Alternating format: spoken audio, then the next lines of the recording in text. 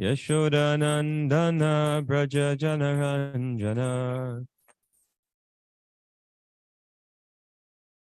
Yashodanandana Braja Janaranjana Yamuna Tiravanachari Yamuna Tiravanachari Jaya Radha Madhava Kunja Bihari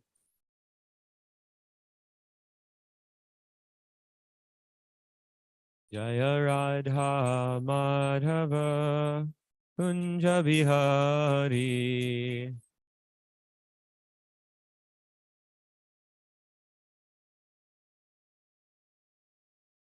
Jaya Om Vishnupad Paramahamsa Parivrajak Acharya Ashtotar Shata Shri Srimad His Divine Grace Srila A.C. Bhaktivedanta Swami Srila Prabhupada Ki Jai Jaya Om Vishnupad Paramahamsa Parivrajak Acharya Ashtotar Shata Shri Srimad Srila Bhakti Siddhanta Saraswati Goswami Maharaj Prabhupada Ki Jai Anantakoti Vaishnava Vrinda Ki Jai Namacharya Srila Haridas Thakur Ki Jai Prem Se Kaho Shri Krishna Chaitanya Prabhu Nityananda Shri Advaita Gadadhar Shivasati Gaura Bhaktivinoda Ki Jai Shri Shri Radha Krishna Gopa Gopinath Shamakund Radha Kund Giri Govardhan Ki Jai Vrindavan Dham Ki Jai Navadvip Dham Ki Jai Mathura Dham Ki Jai Jagannath Puri Dham Ki Jai Bhakti Devi Ki Jai Tulasi Devi Ki Jai Yamunamai Ki Jai Gangamai Ki Jai Samaveta Bhaktivinoda Ki Jai All glories to the assembled devotees. All glories to the assembled devotees. All glories to the assembled devotees. All glories to Sri Guru and Gauranga. Om Namo Bhagavate Vasudevaya.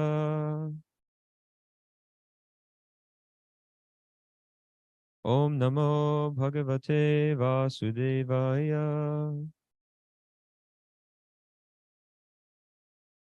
Om Namo Bhagavate Vasudevaya. Srimad Bhagavatam, Canto 2, Chapter 6, Text 29. Tataha te brataraha ime prajanam patayaha nava ayavad sorry, one second. Ayajan vyaktam avyaktam purusham su samahitaha tataste bratara ime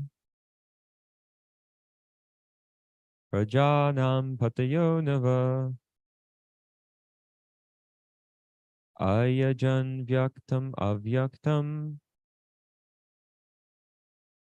purusham su samahitaha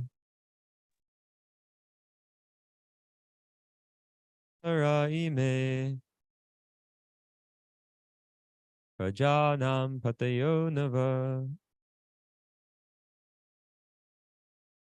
anvyaktam avyaktam purusham susamahita purusham tataste bratara ime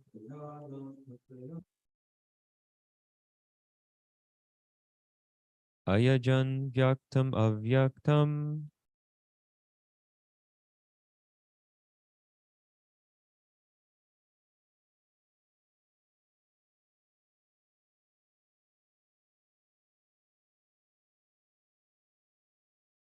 tataste bratara ime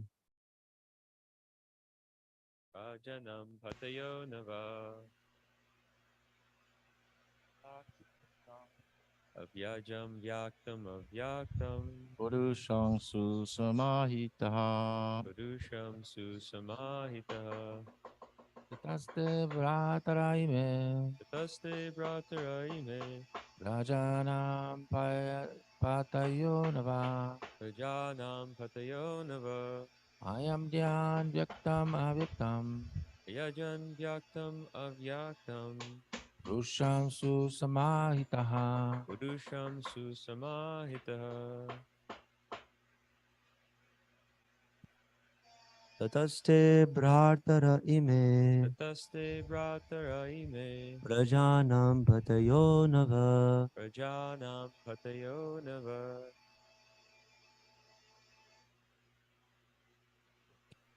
अयजन् व्यक्तम् अव्यक्तं Ayajan vyaktam avyaktam.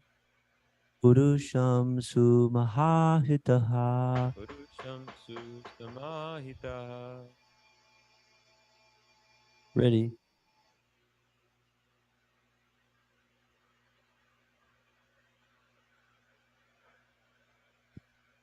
Would anyone online like to chant?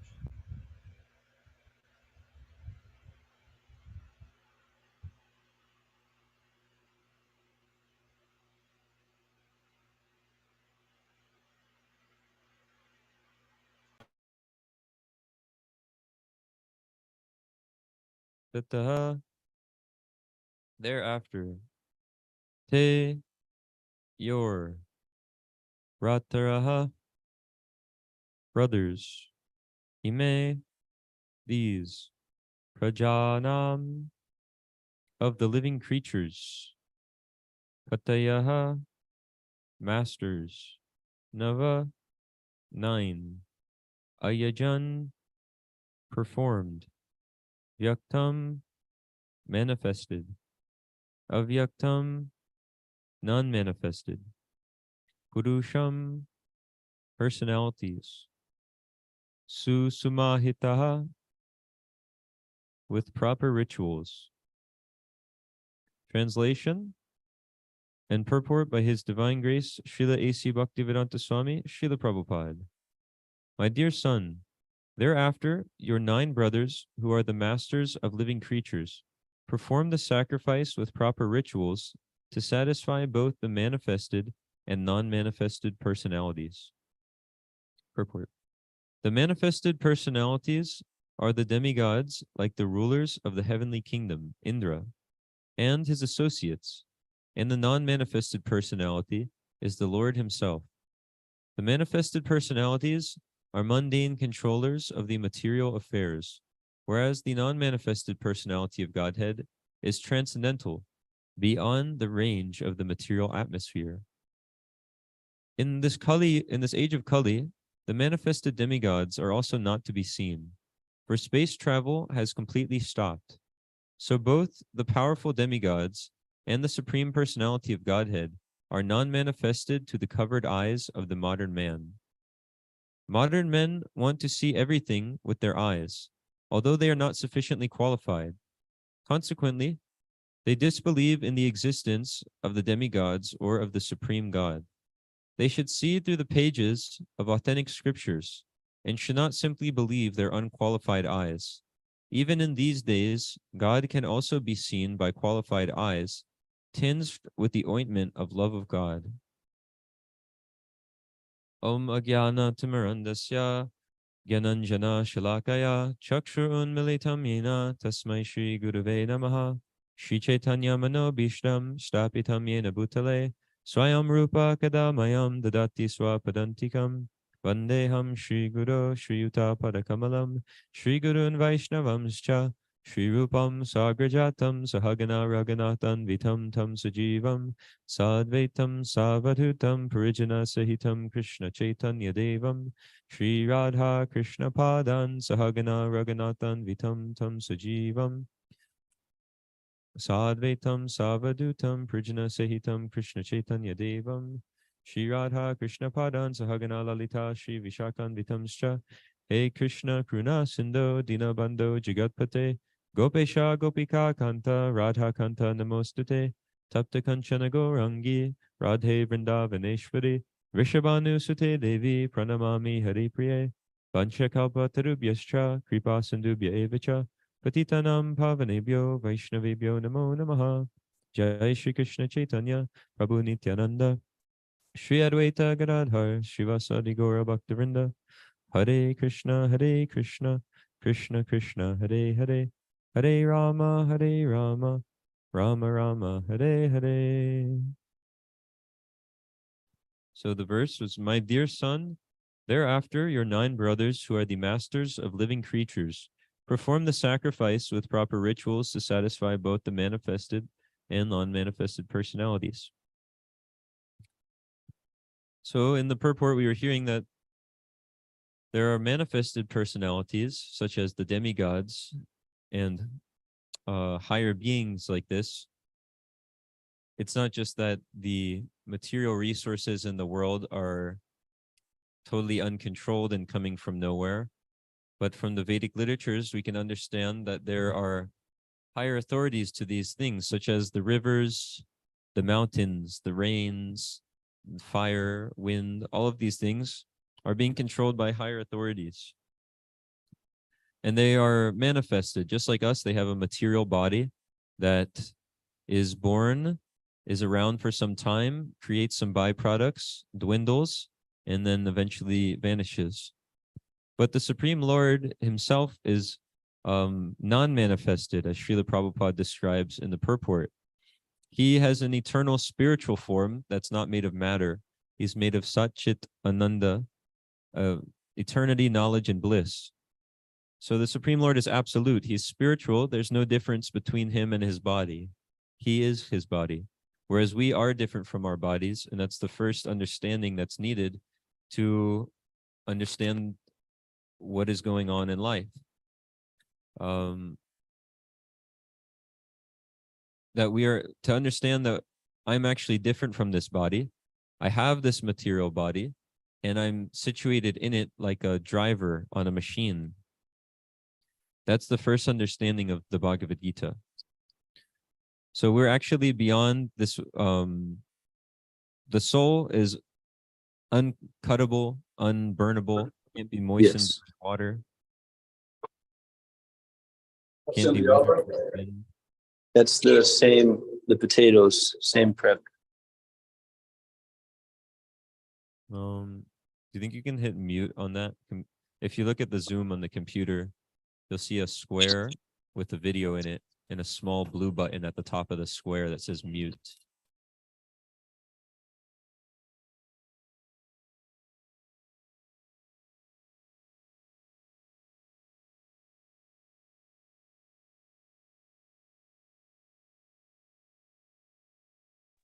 You're good to go. So the Supreme Personality of Godhead is unmanifested to the covered eyes of modern men. Srila Prabhupada writes in the purport that modern men want to see everything with their eyes. And this nice example is given in one of his lectures that say a vehicle breaks down and you can look at the vehicle and want it to work, and you can look at the whole thing, at all the parts of it for a whole hour or a whole day, and nothing will happen. The vehicle is still broken. But you take that same vehicle to a mechanic and he sees it, immediately he touches some part and it runs. So his seeing and your seeing are different. For us, we could look at the vehicle and nothing happens, but the mechanic looks at it and touches some part and immediately it runs. So why is that? Because he has the qualification. He has the qualification to actually see the vehicle properly, and then it will properly work. So for a mundane thing, just like a car, if so much qualification is needed in order to see it properly, in order for it to work, then what to speak of the Supreme Lord, the cause of all causes, whom everything is emanating from? So that's the difficulty. Is people say, well, can you show me God? If you're saying God exists, well, let me see him. Pull him up on your iPhone. But the problem is that they're not qualified to see him. So one first has to become qualified. And that qualification is being given through the Srimad Bhagavatam.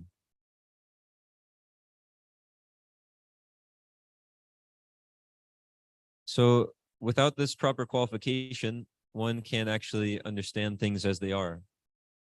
And the modern education system, instead of teaching people the basics of life, which we see from the Bhagavatam, Atato Brahma Jigyasa, one should use this human form of life to inquire into the nature of the absolute truth.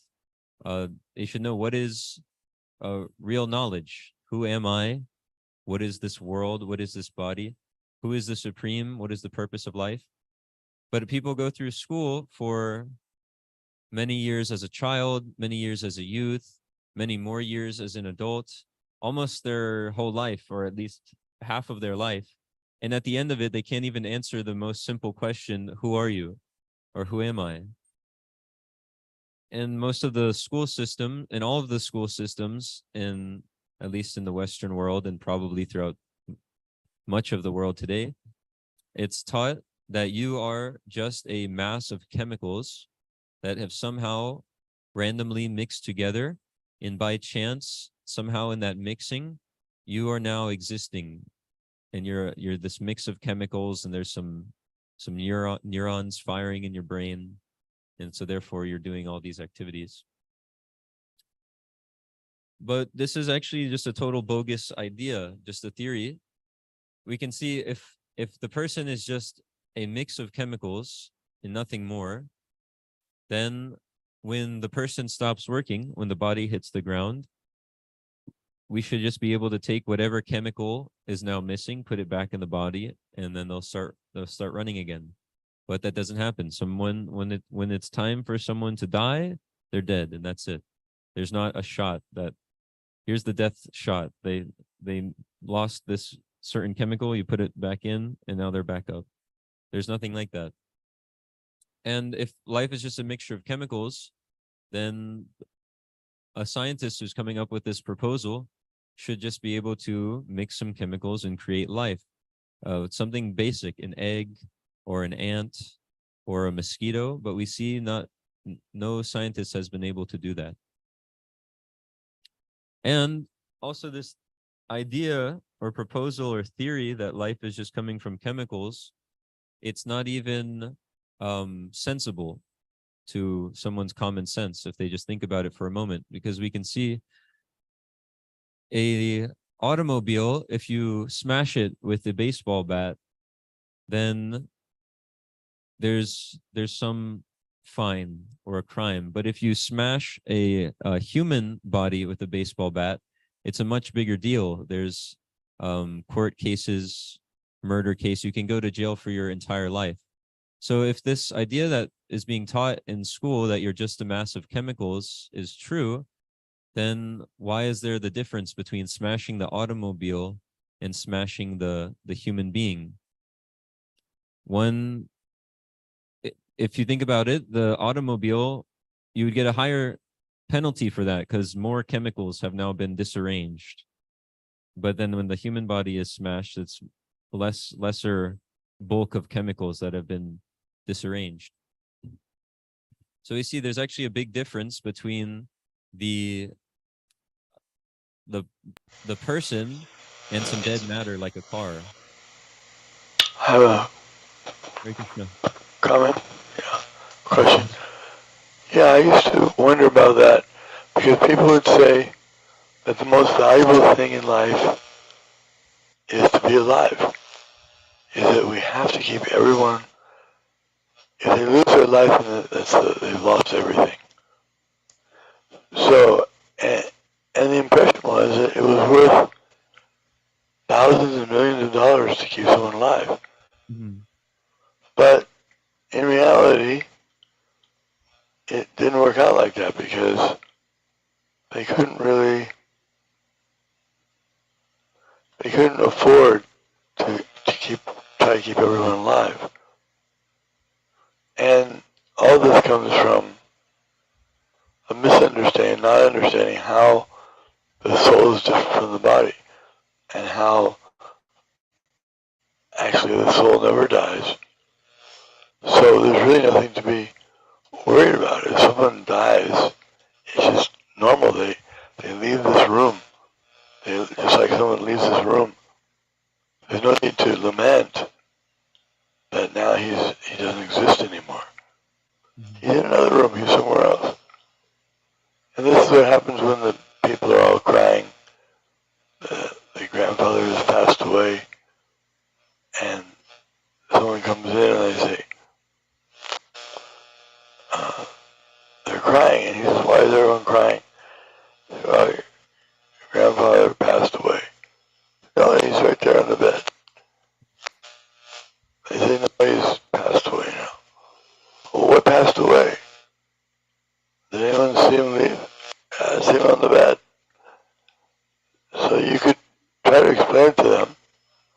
But what is that something that passed away? That's your grandfather, but you never saw him. You never saw what passed away. And the reason is the soul is very small. 1/10,000th the size of the hair. It's too small for us to see with our eyes. So you have to see by the symptom of consciousness. When the living entity is still in the body, there's consciousness. And when the living entity leaves the body, there's no consciousness. Thank you. Thank you, Maharaj. So where is that science being taught to understand what is the difference between a living body and a dead body? Unfortunately, people are trained to go through school for many, many, many years and get many degrees, and still they can't answer what is the difference between a living body and a dead body. That science isn't being taught anywhere to show what is it that's actually leaving the body at the time of death. But that is being taught here in the Srimad Bhagavatam. And the point that's being made in this purport is that one should see through the pages of authentic scriptures instead of simply believing unqualified eyes. So this is another flaw in modern education and modern science, is that it's based on the lowest rung of evidence. So like if you go to a court, you want to take whatever is the highest evidence and use that for the case so that you can be sure that the right decision is being made. But for modern science, they take the lowest rung of evidence, which is sensory evidence, just things that can be perceived with the senses. But that's the lowest rung because the senses are imperfect. Every human being is prone to making mistakes, has imperfect senses, is prone to being illusioned, and prone to cheating. Cheating meaning I don't have complete knowledge of something, and then still I try to teach it to others. That's the cheating propensity. Illusion meaning so many illusions, but like one that we've been stating right now is that the human being falls under this illusion that I am this body. I am this body made of matter, and everything belonging to the body is mine. Imperfect senses. This is the main thing, is the senses are completely imperfect. If you're in a dark room, there's no windows, and the lights shut off, you can't even see your own hand and describe it to somebody, or something just 1 foot in front of you. The eyes are imperfect. They're dependent on an external source, namely some sort of light to see. And even then, how perfect are the eyes? Many people have to have glasses and different things to contacts to improve the eyesight. And hearing, it would be very hard to find someone now who has perfect hearing. Everybody has using different hearing aids after a certain age of life, or many people know that they have some sort of damaged hearing. Sense of smell, since COVID, apparently everyone's smell is messed up. Some people can't smell anything. All of our senses are imperfect. One person will describe something differently than another one. So to just depend on the imperfect senses, and then you also have your mind. Someone might see something or hear something and then later try to recite it to somebody the next day, and their description is different. So all of your senses, including the mind, and for any person in this material world, those senses are imperfect. So to say I'm going to draw my conclusions based on only the information I can gather from these senses means that you'll have the weakest conclusions. Whereas if one wants to actually have conclusive knowledge, then they need to take it from a perfect source. So Krishna, being the source of all things material and spiritual, if we take knowledge from Krishna, the Supreme Being, who is creating everything, then that knowledge is perfect. If we take knowledge from the perfect source, then that knowledge is perfect. So this is what is being stated here, that one should see through the pages of authentic scripture, instead of depending on my own faulty eyes, my own faulty mind, and my own faulty opinions, or the opinions of a society that's just based on sense gratification. Then we should actually see through the eyes of the statements and the opinions of the perfect person, Krishna.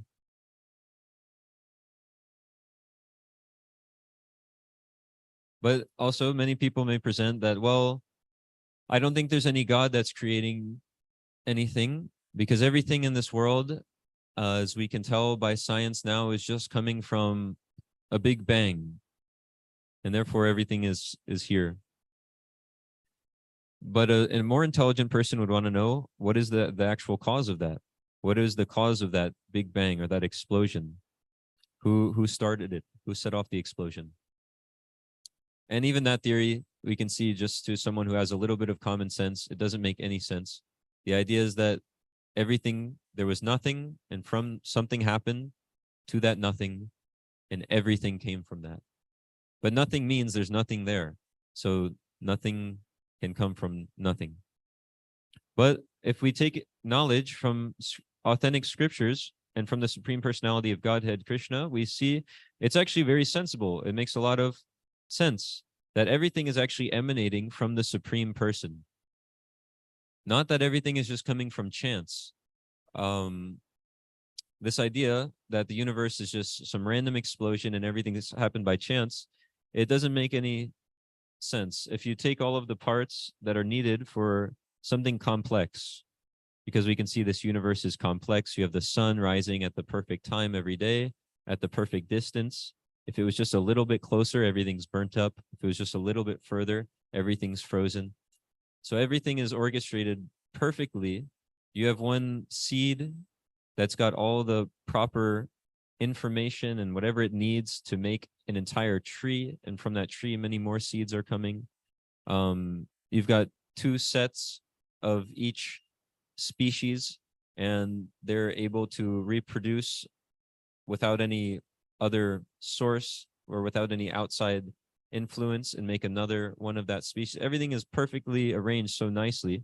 So if you see something that's arranged very nicely, such as a Rolex watch, if you take all whatever it's made out of, different metals, some crystal, some glass, put it all in a box and just keep setting off an explosion with all those different elements in the box, 100 times, 1,000 times, 1,000,000 times. How many times will it take for that explosion to make the Rolex watch? It'll never happen. But this is the idea that actually that isn't even the full idea, because the idea, it's not that there were all the elements in the world and then an explosion happened and they came together perfectly in this nicely orchestrated and orderly arrangement of the universe. It's actually that there was nothing and that exploded and somehow turned into all of this. But we can see if you even have all the elements there and they keep exploding, it doesn't just by chance turn into something that's perfectly orderly and nicely designed. One of the justifications, I remember hearing this in school, that they used to teach that everything is just coming from chance, randomly happening with no source, no person behind it, is that if you put a bunch of monkeys, like 100 monkeys in a room with typewriters or computers, eventually you give it enough time and they'll type up all of Shakespeare's work. That makes no sense at all. If you leave a bunch of monkeys in a room with typewriters, they'll probably break the typewriters. And even if somebody came to you with all of Shakespeare's writing, because this is really a proof that they gave. I'm not just making it up. I know it sounds completely foolish, but this is an evidence that they give for the fact that there's no God, the universe is just coming from chance. Is that if you leave monkeys in a room with typewriters, eventually they'll type up Shakespeare. So to test that out, if you actually took Shakespeare's writings and you bring them to somebody and they say, oh, wow, this is very nice. And you say, yeah, it was typed up by a bunch of monkeys. They won't believe you. They'll say, no, there's no way.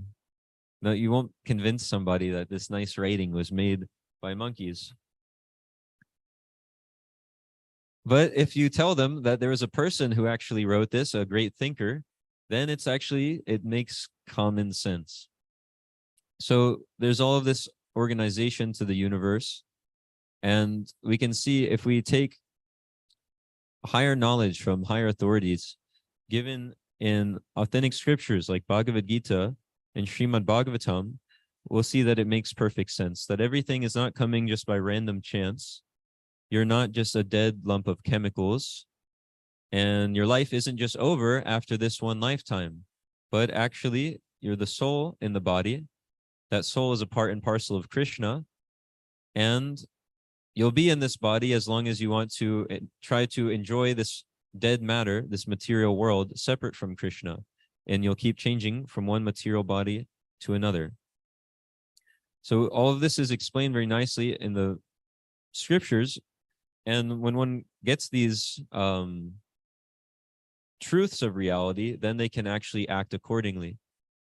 And you can judge a thing by the result. We can see how things are going with the way people are being educated with this current theories and proposals, is that there's no peace in society and that there's no happiness. People are killing their own babies, millions a year. So that because the whole goal of society is that you get all of your sense gratification, enjoy your senses. So if the baby gets in the way, kill the baby. There's so much crime, people killing each other. There's a huge amount of intoxication in the schools, suicides in the schools, like this. So we can see what is the result of that so-called education, which is really just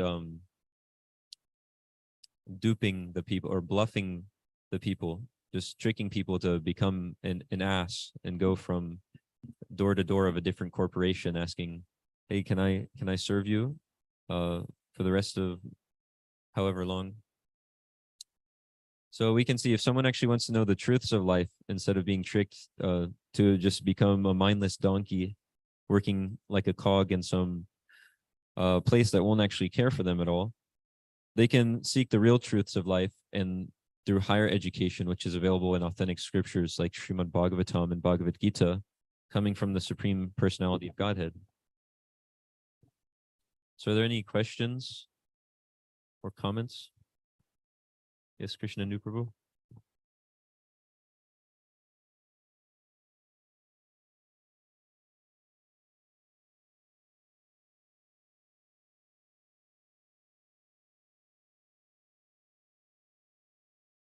Hare Krishna. Hare Krishna. I just wanted to say how you're giving this example of our imperfect senses. Even if by like medical science standards that we have perfect senses, like if I have 20/20 vision or perfect hearing or whatever, it's still imperfect. Even beings in the demigods, higher beings in the material creation is still imperfect. So whatever that happens, it's not making it less perfect or more it's always imperfect because they're material senses. They can't really perceive reality. So that's just something I wanted to say. Yeah, that's a really nice point. Someone might say we have imperfect eyes, but that's okay. We've made this telescope and this Hubble telescope and this microscope and all sorts of instruments. But what were those instruments made with? They were made with your imperfect senses and imperfect eyes. So how are you going to still get perfect information from the thing made with your imperfect senses, which you have to use your imperfect senses to get the data from? And like you were saying, the eyes, if you look in a science textbook, it shows the light spectrum, all the different, there's UV, waves, there's UV light, radio, all these different things. It's a whole big spectrum. And then there's the colors that we can see. And if you look at it on a worksheet or in the science book, it's this much of a spectrum this big. So there's so much that we're actually unable to see with our eyes. So if someone asks, can you show me God? Then we should tell them, first you have to be qualified. And that qualification or that education is being given in authentic scriptures that are passed and preserved in disciplic succession. Yes. That qualification to see the Lord. In that lecture I was speaking on, Srila Prabhupada says it's your eagerness, lolium, an intense eagerness to actually know what is the Supreme Personality of Godhead. There's other descriptions that he also gives of the qualification to see the Lord, but for this one in particular, we can see one actually has to be eager to know what is the truth. If one just wants different so-called truths that will help them increase their sense gratification, such as the baby in the womb is actually just extra tissue and therefore can be killed so that you can go on enjoying unrestricted sex life. If they want so-called truths like this to enjoy their senses, then they'll get them. But if someone actually wants to know what is the real truth of life, how can I stop suffering from birth, death, disease, and old age? Then they can actually find, if they're really eager to know these truths, who is the Supreme Being? Someone might be inspired by great big scientists and thinkers like Einstein. He's known to be the smartest person, and even he says that there must be some big brain behind the universe. But someone might be inspired by these big thinkers and scientists. So they should, if they become eager to know who is the brain that made the scientist's brain, who actually made these great thinkers, then that sincere eagerness will actually lead them to the real truth, the Supreme Personality of Godhead. He says in the Bhagavad Gita that he reciprocates with the living entities, with the devotees. As the way that someone approaches him, he rewards them accordingly. He explains in the 4th chapter of the Bhagavad Gita that Krishna will reciprocate. So if one is very eager to know him, Krishna will be eager to reveal himself to them through the association of sadhus, real devotees, a bona fide spiritual master, and authentic scriptures. But without these things, one can't actually scratch the surface of what is the real truth of life. I think, sorry, I went over the time. Yeah. Another qualification for being able to see God is Premanjana Charita Bhakti Vilochanena, that one's eyes have to be anointed with the staff of love for Krishna, for God. In other words, even if one has material qualifications, he's very learned, very intelligent, he can analyze well, and he may be curious to understand about God, but there has to be some love. In other words, it has to be done with a favorable attitude, because God is not forced by any amount of force. One can't force God to reveal himself. If he likes, he can reveal himself, and if he doesn't, he can remain out of contact. As Krishna says in Bhagavad Gita, that I do not reveal myself to the foolish and unintelligent, for them I am covered by my eternal creator potency, Yoga Maya. So, for foolish persons, no matter how much they're looking, they won't find. But if they learn the system, the procedure is you have to develop a little love. And this transcendental knowledge of God will bring you a little bit of love. You'll be impressed. This person. You know, if you read what Krishna says in Bhagavad Gita, if you read it, it's impressive. So that's a little love. Now you're appreciating a little bit. And then you find out chanting his name. You chant his name. The name is special. It has special potencies, and you can realize that. These things bring about more love. Adho Shraddha Tata Sadhusanga Bhajana Kriya. There's different stages of this love of God. And Krishna agrees, God agrees to reveal himself when one comes to through these different stages, then he's happy to reveal himself and be seen, and he's ready to even interact with the person. Thank you.